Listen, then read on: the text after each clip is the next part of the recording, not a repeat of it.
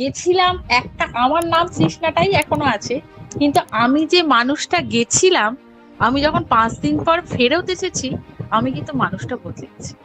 সত্যিই তাই, মানে আমার চিন্তা ভাবনা, কাজ কর্ম, এভরিথিংস কিন্তু সবকিছু বদলে গেছে। মানে মানসিক দিক থেকে আমরা এতটা স্ট্রং হয়ে গেছি। কিন্তু আমরা যাবার আগে কিন্তু স্পিরিচুয়াল লাইনে আমিও ছিলাম অনেকদিন, কিন্তু এই কনফিডেন্স বিল্ডিং, এইভাবে যে এত সায়েন্টিফিক্যালি এত কিছু হয়, মানে এত কিছু যে ইউনিভার্সের মধ্যে আছে, এত অভিজ্ঞতা, এত আইডিয়া, আর প্রত্যেকটা স্টেপ বাই স্টেপ এত সায়েন্টিফিক্যালি অর্গানাইজ করা, that is very good thinking. আমি তো বলবো স্যার ইজ এ জিনিয়াস। মানে জিনিয়াস মাইন্ডটা সত্যিই জিনিয়াস, যে মাইন্ডকে কিভাবে জিনিয়াস করা যায় অ্যাকচুয়ালি এই প্রসেসটার মধ্যে দিয়ে গেলে এভরিবডি ফিল দ্যাট। যদি আপনাদের মন থেকে ইচ্ছা থাকে, ঈশ্বর যদি চান, নিশ্চয়ই আপনারা গিয়ে পৌঁছবেন। এবং এই অনুভূতিটুকু নিয়ে দেখুন যে সত্যি নিজের জীবনে মানুষ কিভাবে পরিবর্তন হয়। আমরা গ্রুপে যে কজন ছিলাম, প্রত্যেকে আমরা চেঞ্জ হয়ে গেছি, একদম চেঞ্জ হয়েছে।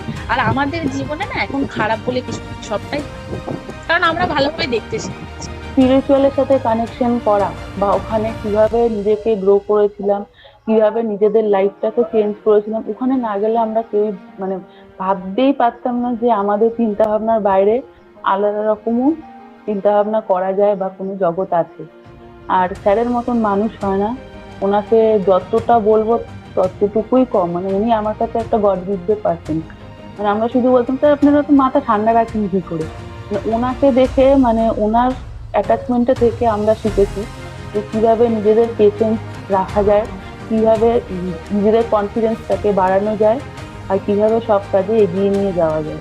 মানে ওনাকে দেখে মানে আমরা শিখেছি। তো তৃতীয় দিন থেকে আমি এই জিনিসটাকে পুরোপুরি ভাবে ফিল করতে থাকলাম যে আমি কেমন যেন চেঞ্জ হয়ে যাচ্ছি, আমি ভেতর থেকে শান্ত হয়ে যাচ্ছি, আমি কিছু রিয়ালাইজ করতে পারছি যেটা আমি নই। হয়তো আমি এই যে চেঞ্জ হচ্ছি আমি সেটা একদম ফিল করছি।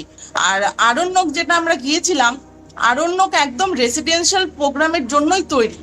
কারণ ওই রেসিডেন্সিয়ালটা প্রোগ্রামটা ওই আরণ্যকের পরিবেশ ছাড়া অন্য কোথাও মনে হয় না ভালো হবে।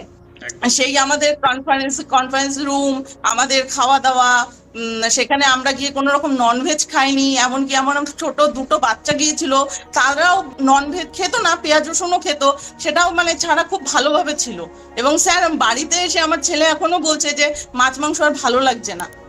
এবং আপনাদের আরেকটা কথা আমি বলবো, আমি মাইগ্রেনের ওষুধ দীর্ঘ 10 বছর ধরে নিচ্ছি। ওটা ছাড়া আমি রাতে ঘুমোতে পারতাম না, মাথা ঘোরাতো, হাত পা কাঁপতো। স্যার আমাকে বিশ্বাস দিয়েছিলেন যে আপনি আসুন, দেখবেন আপনার কোনো ওষুধের প্রয়োজন হবে না। সেই ওষুধটা স্যার আমি 15 দিনের কোঠা করে ফেলেছি। মানে আগে একদিন ছাড়া পারতাম না, এখন তারপরে 7 দিন হলো, এখন 15 দিন হয়ে গেছে। এবং আমার বিশ্বাস এটা আমি আরো হয়তো 2-3 মাসের মধ্যে হয়তো একদম ছেড়েই দিতে পারবো। আমরা নিজেরাও পার্সোনাল লাইফে ফিরে এসে আমরা কিন্তু ওই লাইফ, ওই ডিসিপ্লিনটাকেই মেইনটেইন করি। এখন মনে হচ্ছে সংসারের মানে কোন রকম কঠিন পরিস্থিতি এলো আমাদের কোনো যায় আসছে না, কোনো ব্যাপার না, ওই ঝেড়ে ফেলার মতো এরকম একটা ব্যাপার।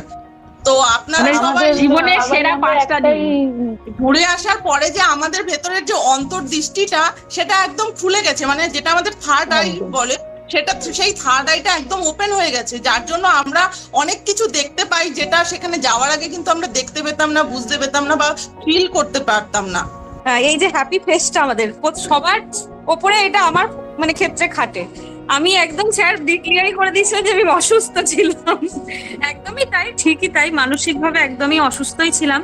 আর আমার যাওয়াটাও তাই, মানে আগের দিনেও 2 দিন আগে আমি স্যারকে বলেছি স্যার আমি যেতে হয়তো পারবো না, প্রচন্ড অসুবিধা আছে। স্যার একটাই কথা বললেন, এখনো তো 2 দিন আছে।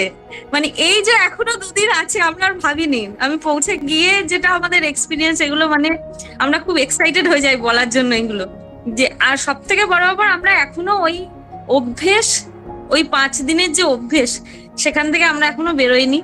মনে হয় যে হ্যাঁ এখন 7টা বাজছে, আমাকে এখন এখানে যেতে হতো, এখন এই 9টা বেজে গেছে, আমাকে ব্রেকফাস্ট করতে হবে, এই 5টা 32 বাজে, সময়টা পেরিয়ে যাচ্ছে। এরকম একটা মানে চলতেই থাকে এখন জীবনে। কিছু না কিছু করতে গেলে আমার ওই টাইমটা মেনটেন করার মানে চেষ্টা করি আমরা। আর এত সুন্দর পরিবেশ, আর আমরা সবাই যারা ছিলাম আমরা কিভাবে জানি না সব এক আত্মা, এক মন প্রাণ হয়ে গেছি, মানে আলাদা মানুষ হিসেবে আমরা কেউ আর নেই।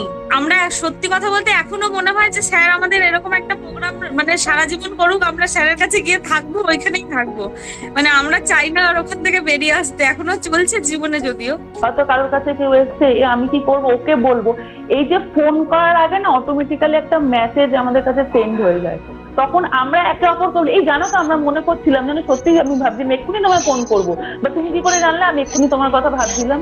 এই জিনিসটা অদ্ভুত ভাবে আমাদের প্রত্যেকের সঙ্গে প্রত্যেকের হচ্ছে, এমনকি তার সুযোগ পাচ্ছি তার সাথেও হচ্ছে।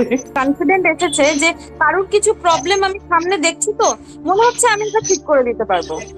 তার প্রবলেম আমার মনে হয় ঠিক আছে, আমি চাইলে এটা ঠিক করতে পারবো, তাকে আমি সময় দিলে ওই মানুষটাকে আমি হেল্প করতে পারবো। আমার কি পাওয়ার আছে, একদম ক্ষমতা আছে, কিন্তু আমার মনের মধ্যে এটা সবসময় হয় যে হ্যাঁ আমি পারবো।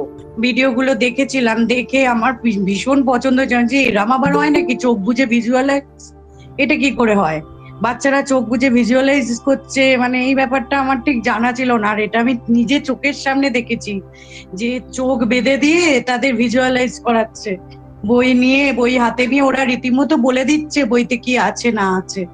হ্যাঁ, এইটা তো আমাকে মানে ভীষণ মানে আমাকে পুরো পরিবর্তন করে দিয়েছে এই ব্যাপারটা যখন আমি দেখেছি।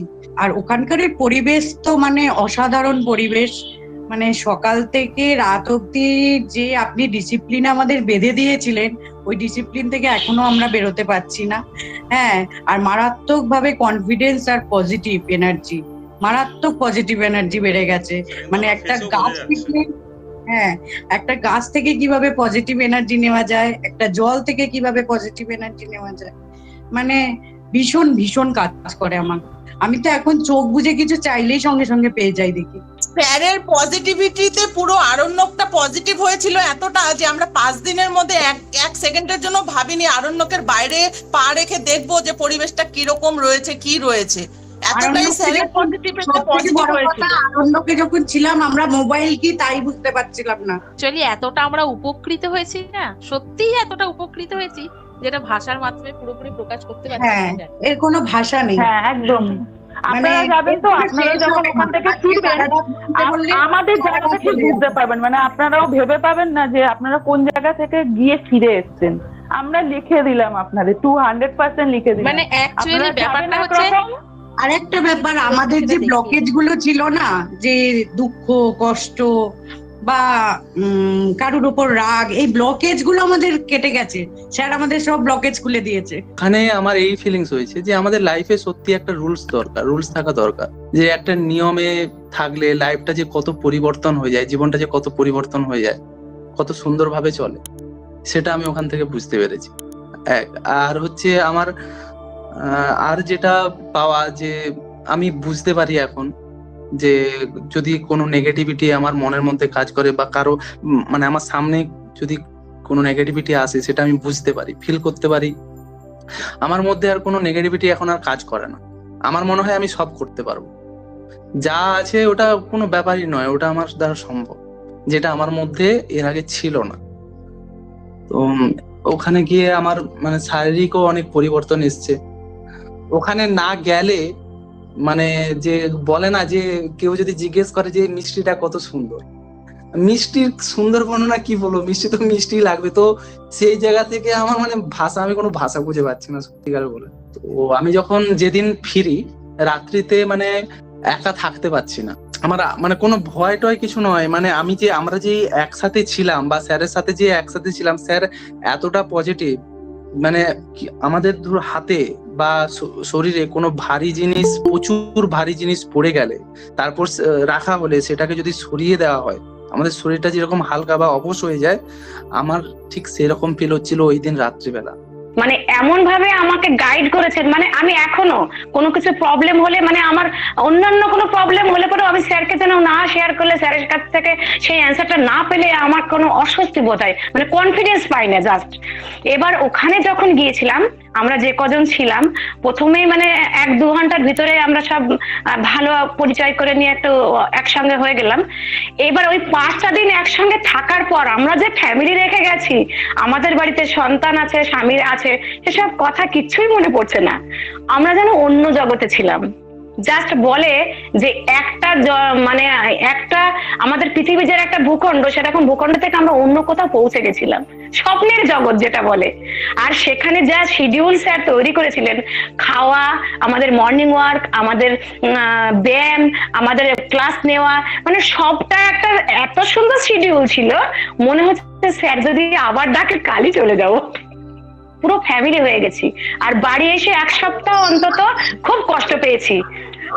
তো ফিজিওথেরাপি করার পরে মানে আমার 2 সপ্তাহ দিয়েছিল, তো আমি 5 দিন করার পরে আমি নিজে থেকেই সেটাকে ভেবেছিলাম যে আমার থাকবে না এটা, মানে যখন আমি আমার মেডিটেশন করছি কিংবা যখন থেরাপি করছে তখন যে ব্যথাটা কমে যাবে, ব্যথাটা কমে যাচ্ছে যাচ্ছে এরকম করে নিজে থেকেই সেটাকে এখন একেবারে সুস্থ, কোনো ব্যথা ট্যাথা কিচ্ছু নেই।